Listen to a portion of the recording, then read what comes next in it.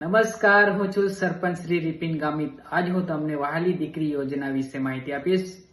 આ યોજનાની અંદર તમારા ઘરમાં જે દીકરીનો જન્મ થયો હોય તો 1 વર્ષની અંદર આ અરજી કરવાની હોય છે, જેને મળવાપાત્ર સહાય છે.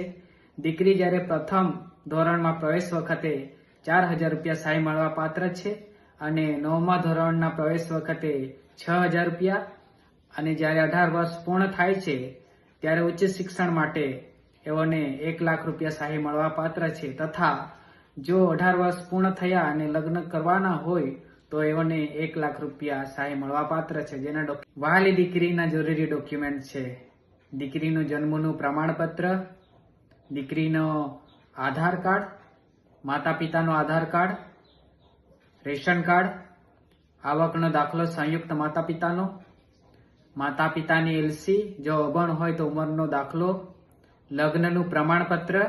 આ અરજીનું ફોર્મ તમને આંગણવાડી કેન્દ્ર, ગ્રામ પંચાયત ઓફિસ, ICDS કચેરી, મહિલા અને બાળ વિકાસની કચેરીએ તમને આ ફોર્મ મળશે, જેની ખાસ નોંધ લેવી.